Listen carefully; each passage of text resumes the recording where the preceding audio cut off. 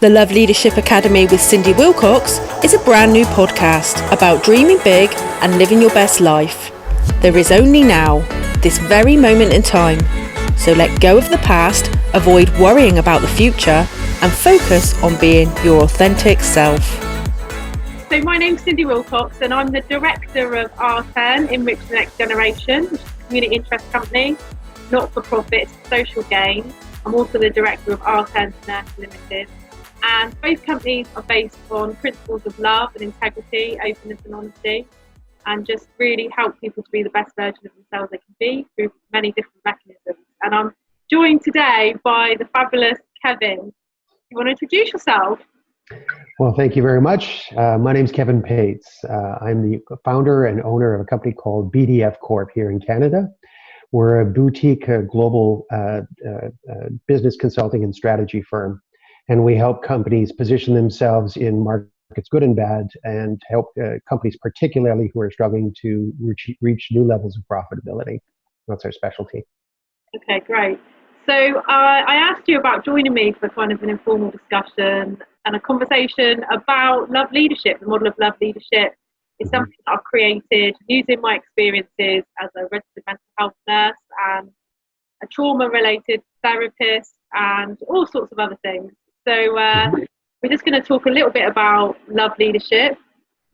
So love leadership, like I say, was the model created by me, and it was based on principles of love. It's what both businesses are founded on, and it's an acronym, and it stands for Listen, Own, Voice and Empower. And it focuses on conducting yourself as a leader of you, firstly, and then other people. So I've prepped you with some questions and to go through in the next kind of 30 minutes so that we can just, have a casual chat really and just, take it easy really. Absolutely. That's great. So just thinking about the model of love leadership, like the first part of model of love leadership is listen. So for me, listening is about active listening. It's about listening to your body, listening to your internal dialogue, but knowing when not to listen to it. So listen to pain, but maybe not listen to the kind of critical self-talk, the negative self-talk, the blaming that can sometimes be unhelpful and keep people stuck. So I was just going to ask you, can you remember a time where you were actually listened to, and what impact did that have on you? I can, actually. It goes all the way back to grade 3. Okay. Tell us about it. Now, I come from a big family. There are 9 kids in my family, right? Wow. So you can imagine active listening was not necessarily a skill that was well employed. It was more screaming and yelling to get your message across the din of the family, right? And I remember in grade 3, always remember growing up fighting to be heard, fighting to be heard, fighting to be heard. And then in grade 3, Sister Rita, right? I remember her first time sitting down with me and spending time focusing with me one-to-one. And I was telling her something and she didn't interrupt me.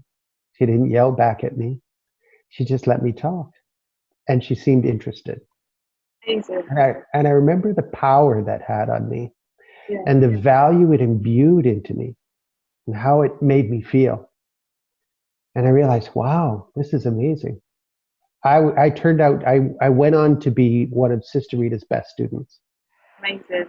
Simply because what she gave me, I felt I wanted to return to her. I wanted to live up to her and to be what she wanted. And that was the one thing that I first remember the first time of really somebody really paying attention directly to me. I've seen that happen now in my own life later on in life. And sometimes it feels like, we have 9, the family of 9 kids is just now a multiplicity of businesses and advertising and everything yelling at you. Yeah.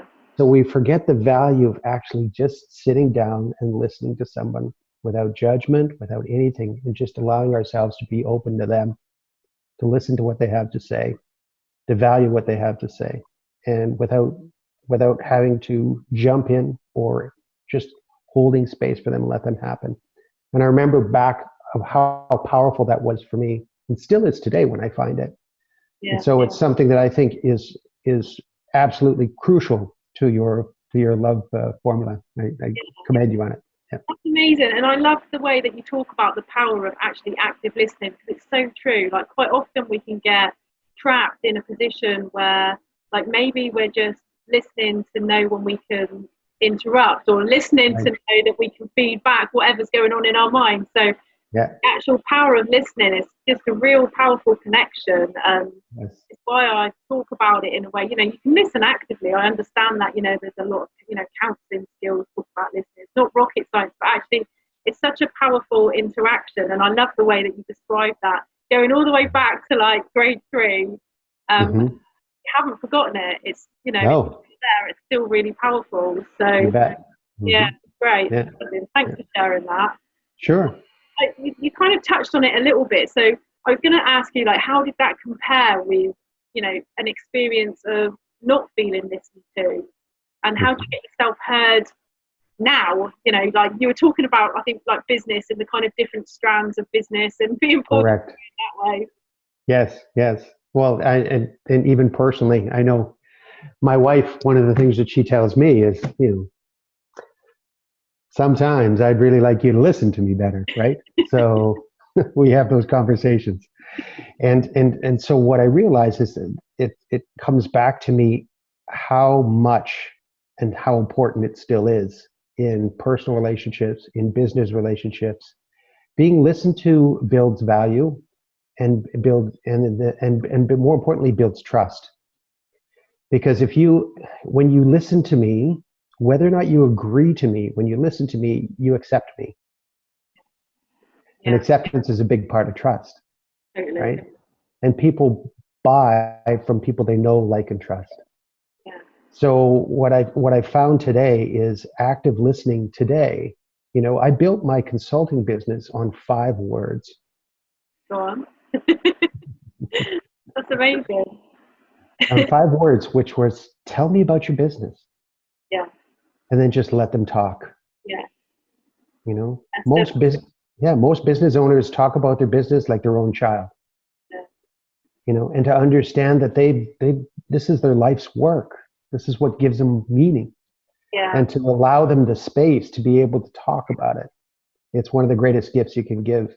And I found it's the fastest way to build trust. Yeah, amazing. Yeah, great. So thank you for sharing that.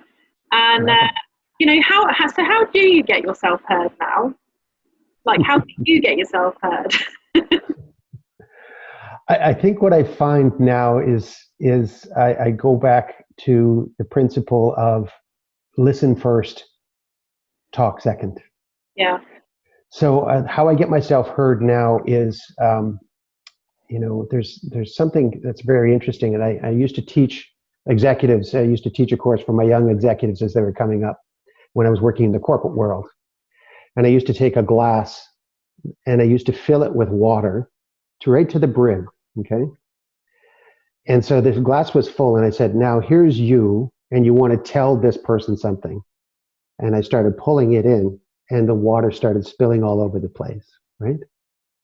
So what happens is that everything they wanted to say was just spilling out around the side. So I said, before you tell anyone anything, you have to empty the glass. Yeah. So now that the glass is empty, now they can listen to you. Now you can tell them what's in it, okay? So to be heard today, one of the things I practice is to empty the glass. Yeah, right. How can I help them empty their glass so that my message will actually have a way forward for them? Yeah. Right? In the time of COVID right now, one of the things we're working on, I'm working with companies and saying, you know, how can you be helpful now, right? Yes, you want to sell your products and services, but what your customers might need right now might be different from what you're actually selling specifically today. And what I would suggest is first you reach out and be helpful, then second you try to sell. Yeah. Okay? Yeah. Right? Totally. First empty their glass, then they can listen to you. Yeah. So talking of emptying your glass, you know, one of the other questions that I had for you was, what's the biggest challenge that you've had to overcome to kind of own your stuff? So the second part of the love leadership model, so you've got listen and then you've got own. So what's the biggest challenge that you've had to overcome to own your stuff? I think the biggest part in owning was to become self-aware. right? And to understand is to accept that there were some things that I just wasn't good at, Yeah. right? And some things that I really needed some help on developing. You Yeah. know? And so two things helped me there. One is getting to a point of acceptance of myself as I am, and understanding that that's okay, that there's good and there's bad. And second of all, understanding that I need help. Yeah. And that help can come outside of me. You know, Yeah. I didn't have to do it all by myself. And so to reach out to a mentor, you know, to someone who's already been there, who's walked that path. Yeah. I love what you're saying there, because I think sometimes, I was just going to add to what you were saying, because it just resonated. Like sometimes I think like people think that asking for help is a weakness, and because you're so driven, you think, oh, I can do it, I'll keep going, I can do it. So to actually like slow down and think, actually, I'm not good at everything. I do need to ask for help. Sometimes it sounds easy when you're talking about it, but actually you have to go on a bit of a journey sometimes to appreciate Yeah. You know, do you remember the story about Tarzan? Go on, tell me. I do. Tarzan, king of the jungle, right? Jungle, definitely. How he used to go from place was grab onto a vine and swing, and then let go and grab onto another vine and swing, and then let go and grab onto another vine and swing and let go. Yeah. And I think what I realized that later on in my life, maybe in my mid years, is I realized that it was better to be Tarzan than to try and jump the chasm on my own. Yeah. Yeah. And to ride and to take the help of the vine of the knowledge and wisdom of other people. And that some people will help you for a time, and then there'll be somebody new, and then there'll be somebody new, and then there'll be somebody new. Amazing. Yeah. The community. We're seeing a lot of that right now, aren't we? You bet. Absolutely. Yeah. So just thinking about kind of owning your stuff and like, you know, accepting you and accepting like you might need help in certain areas and not being good at everything. You know, what did you do to overcome things? How did that benefit you? Was it just reaching out and getting help, or like how did it come about? How did it change? Well, sometimes it comes from external. Like one time I got fired. Okay. Yeah, okay. So sometimes somebody helps you to realize some things, okay? Other times it can come internally. Other times you just realize you come to a point where you just have an introspection where you go, wow, I just need some help with this. I need to get on. If I'm going to go anywhere, I need to get on with this, right? But I think the fastest way for most people the best way to see yourself is to use a mirror. And a mirror is outside of you, but it reflects you. Yeah. So having someone that you trust, a trusted coach, a mentor, somebody else who can see you and reflect you back for who you actually are, not who you think you are. Yeah. That's such good advice. And I think, you know, if people are listening and they've not had a coach, I've had coaches. I still have coaches, which is amazing. And, you know, earlier on, I was listening to your call as a coach. And, right. Yeah. You know, I think that's such a crucial message for people, isn't it? Like, you know, invest in yourself, get help, you know, get someone that's gonna, you know, tell you the things that maybe you do deep down know. Yes. Maybe choose not to see. Correct. Exactly. And working with them gives you the courage to face it. Yeah, exactly. I like it. Yeah.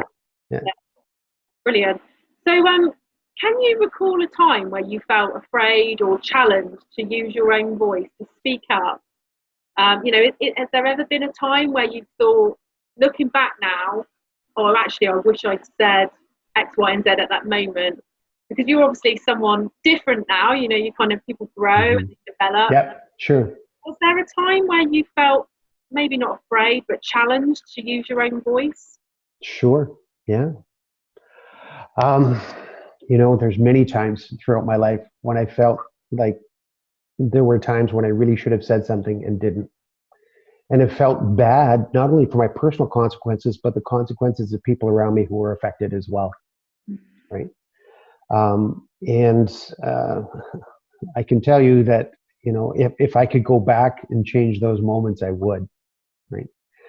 But I can't, and they're done. So they're gone, right? So I've come to accept that those were times in my life when I should have said something and didn't, and realized that that was a moment, and just taken what I can from that moment to make sure that when I come across those things, to have the courage to say something now. Yeah. One of those moments was the time I got fired, for example, Okay. right? I actually did stand up for myself, right?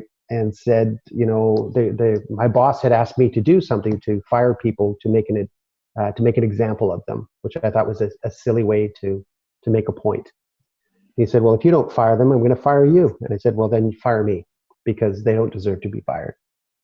So I did stand up for myself. Yeah. And the consequence was I got fired. Yeah. Sometimes it's so hard, isn't it, Kevin? Because it's like, it's like you're stuck between a rock and a hard place. It's like, yeah. I can really relate to what you're saying there. And, working in some of the industries that I've worked in healthcare, like maybe when there's been safeguarding conversations that have needed to happen, I've had them.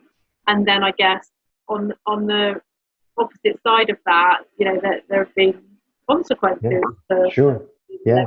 So, but having said that, in the context of the time, it was quite traumatic, right? Yeah. But looking back on it now in a larger context over my life, had I stayed in that job, there's no way I would have accomplished what I've accomplished today.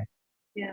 So even though it was painful to take that step and say and to speak up for myself, even though it was painful at the moment and there was real pain attached to it, both economical and emotional pain attached to it, in the longer run, it was a small price to pay for the grander scheme, for the bigger context.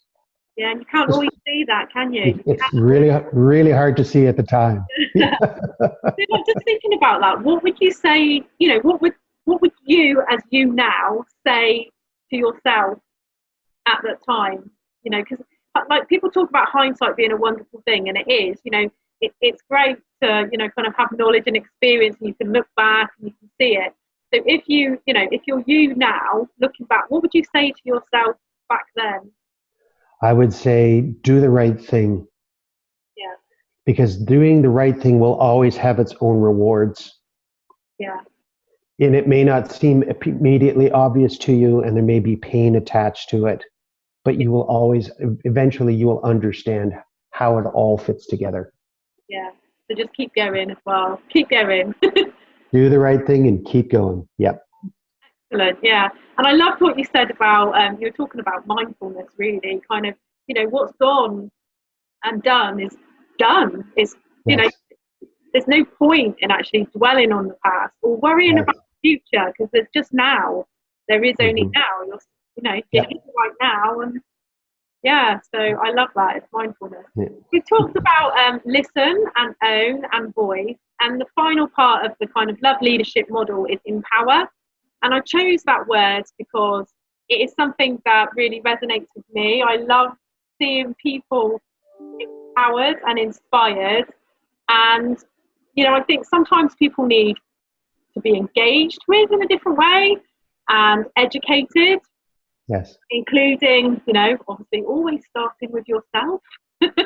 Yes. Then others. Is what I would say in terms of the model of love leadership. So just thinking about that, how would you describe empowerment, and how do you know that you are empowered? Mm-hmm. Well, I describe empowerment as equipping yourself to be in service of others. Yeah, okay. I like that. And I would describe the best, like you say, you have to start with yourself. You need to have something to give in order to be able to give, right? Yeah. So one of the things I love about the word empower is empower suggests that it's something going out from you, not necessarily something staying inside you. Yeah. And so what I love about it is, if I'm equipping myself to be in the service of others, okay, what are the things that I need, right? What are the skills that I need? What is the knowledge that I need? More importantly, what is the wisdom that I need, right? Sometimes it's really hard to shut up. But knowing when to shut up is a tremendous advantage. Yeah, Good. Okay, so I like that. And so, have you ever doubted yourself? Apart from kind of the things that you talked about, have you ever doubted yourself, and why was that? If you have. Sure. Yeah. In fact, I still have doubts today. Okay, yeah, and like someone listening to this might find that hard to believe, thinking, Yeah. "Oh man, successful, done this, done that." Yeah. Actually, you doubt yourself. How come? Yeah. Yeah, Well, I think as you climb up a mountain, what's interesting is the air gets rarer, right? It becomes harder and harder to breathe, yeah, which is interesting because as it gets harder and harder to breathe, the vistas become more and more magnificent. true. So as you're climbing the mountain, these wonderful, beautiful vistas, but it's also harder to get air. Yeah, So even as you progress in your skills and in your knowledge and your wisdom, in your success, there's going to be new and more challenges as you grow. The challenges just get bigger, right? yeah, And they get deeper, they get more profound, and they really get to the root of who you are. And that is the pursuit of its best gift back to you, is you get to know and understand yourself. totally. Because in the end, when you know and understand yourself well, you can truly, deeply, and profoundly be in the service of others. Yeah, with love, I've heard you talk about love. I'm talking about love. It's, you can truly, when you feel it for yourself, you Yeah. feel it with others, and Yeah. it's a great place to be. My father-in-law passed away this January. And what was interesting is we were at his bedside, and we spent the last few days with him while he was, struggling with his final days. And, we didn't talk about the cars. We didn't talk about the jobs. We didn't talk about the things he bought or any of that kind of stuff. We talked about the interactions that we've had, the memories that we had, the experiences that we had, the connections that we had. So when it comes right down to it, you strip everything else away. That's what people really care about. So true. Thanks for sharing that. So true. Listen, people. Listen, it's good advice. Yep. So, Absolutely. so with everything that you said in mind, and like time just goes so quickly. Like we're nearly at time already. I can't believe how quickly. What's the biggest lesson that you've learned personally and in business? But probably the biggest lesson that I've learned was to always be ready and willing to give. Give first, receive second. Yeah. And so if you're willing to give, if you're willing to give your time, you're willing to give your resources, you're willing to give, and you approach business with that open heart, then you understand your business in the context of service. And to be honest with you, what's a successful business? Nothing more than the one that's figured out what the market wants and needs and provided that. As entrepreneurs, we only have two jobs. Job one is ask your customers what they want. Number two is give it to them. Yeah. True. Everything else is just detail. So I think the biggest lesson that I've learned is give first, right? Then then you can expect to receive. But be first to give, be first to share, be first to be the one who's open, be first to listen. Race to be that first, and then the rest of it will take care of itself. Amazing. Thank you. Welcome. So just thinking about the model of love leadership, do you think it could benefit people in business? So we've talked about like listen, own, voice, empower, all the things. Absolutely. Yes, absolutely I do. In businesses, and depending on the types of business that you work with, I sit on the chairman of the board of a large construction company in Canada, right? And so their language might be different, right? So, there. I think I may have lost you there. All right, I'm back. There you are. Good. So I sit on the board of a large construction company, and even though their language might not be, they might not use love in their way of communicating with each other, they still understand being listened to, owning, having respect for each other, These are all things that are elements of love, even though they don't speak about it. Yeah. It's the same thing in business. I say, when you get to understand the true essential elements of what business is, it is providing value to someone and having them express gratitude for it. So your success really is nothing more than a measure of gratitude of others. Yeah. Right? Right. And so the love principles fit perfectly. None of this stuff's ever rocket science, is it? Like when you strip it back, it's always things that you've heard before, or you know, someone said something similar, or you know, you've got a familiarity. And it's like it's never anything too technical. It's just, you know, if you think about where we started, listening, everyone can listen. Yes, absolutely. Sometimes it takes a bit more practice to do it without interrupting, or you know, actually truly hearing what someone's saying. Right. You know, when I was a little boy, my mom used to take white T-shirts and make them colored by dyeing them, right? So she had these big blocks of dye. She'd put it into a big tub of vinegar and water, hot vinegar and water. She'd mix it all up. And then she'd put the T-shirt into this red dye. And then she'd pull it out, and it would look slightly pink, right? And then she'd put it back in again for some time and pull it out and be a little brighter red. She'd pull it out, put it back in, and now it was starting to get really quite bright red. And then she'd pull it out, put it back in, and then pull it out, and now it was a deep, deep red. You see? I think we hear things throughout our lives, but it's only being dipped in the experiences of our lives that we can hear things new and in different ways and more profoundly. And each time become a little deeper and more profound because of the experience of being dipped in the water, so to speak. I like that. It's a nice story. Yeah. True. So, you know, we're going to come to an end because I've taken up more of your time than I'd planned.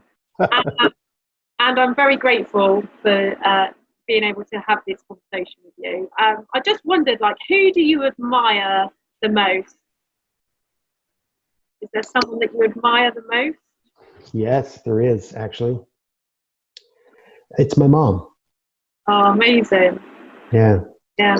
She was a woman who never worked outside of the home her whole life until my father and my brother were killed in a car accident. There were 6 of the 9 children at home. She had a grade 8 education, and she went to work selling freezer food orders, encyclopedias, whatever she could sell, literally day and night to make sure that her family stayed fed. And part of the reason that I wanted to be successful is I wanted her to never have to worry about that kind of stuff ever again, because I saw what she sacrificed for us, and the life that she lived just so that we could be okay. I'll never forget that, and I'll forever be grateful for that. And she taught me a lot through her actions, not just what she told me, but watching her. Really powerful. That's a really powerful thing, and your mum sounds like an amazing woman. Yeah, she is. Yeah, amazing. So good. And you know, it's nice to hear you striving, you know, for the greater good of, again, other people. Your mum says she never experiences that, and yeah, what a wonderful thing. So yeah, it's great to hear. So thank you. I mean, thank you. Have you got any questions for me, Kevin? Or you may not have. I've talked to you about love leadership, and tell me what drives you. You know what? I'm not too dissimilar to you, actually, in that sense. And it's my relationship with my daughter. Mm-hmm. She really changed me. I was very young when I had her. I was 19. And, you know, I am quite driven. And it's her, and it's love, and it's, you know, I want to take part in creating a world that she can live in comfortably, and that other people can live in comfortably. And if sometimes I have to say things that aren't popular, or sometimes I have to, you know, do things that, you know, I don't know, that might help someone move in a different way. You know, sometimes the conversations, you mentioned it earlier, the conversations that you have aren't always comfortable, but if you can help someone see something different, that can have a positive impact. So it's my daughter that drives me, but actually I feel so privileged and honoured to, you talk about serving people, you know, it's the same for me. I've been a mental health nurse for 20 years. I just absolutely wake up every day. I feel so honoured. I love what I do. I love the stories that people share with me. I love being able to be part of, you know, helping them dream big and, you know, create their reality. So yeah, that's, you know, that was Love Leadership. Love Leadership was kind of me looking back on my own journey and thinking, like, how do I get from there to here? And then wanting other people to be able to understand a bit more about that. And I would totally agree with you, getting help and not being afraid to be who you are and love who you are for you. So, you know, I think that's been a lesson for me over the years. And I do like myself and love myself, and that enables me to like and love other people. So it's amazing to experience that and be part of people's journeys, I think. So we're part of people's journeys right now in this changing environment.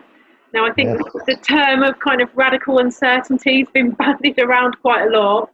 You know, it totally is. I've seen some really lovely things occurring, and I just hope we don't lose those after COVID-19.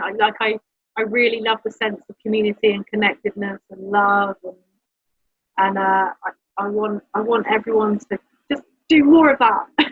Right. Yes. Yeah. Yes. Well, and hopefully people will understand the difference between, you know, what we had before and what is now, and take the best of what we have now and carry it forward. Yeah. You know, it's possible that you know, it's a horrible disease, and you know, I wouldn't wish it on anyone. But having said that, there are good things that come out of bad things. Yeah. And hopefully we can take some of those good things and carry them forward for us in the rest of our lives. Totally. Well, on that note, I'm going to send my love to you. And my love back to you. Yeah. Thank you for being part of talking about love leadership and sharing your experiences. And, you know, it's been really great. So thank you, Kevin. Thank you. It's been an honor and a privilege. Thank you very much for making the time for me. You've listened to a podcast by the Love Leadership Academy with Cindy Willcocks. Thank you for listening, and to learn more about the model of love leadership, search online for Draw a Heart Around It, a revolutionary mental health treatment for individuals and companies, written by Cindy Willcocks. Dream big and live your best life.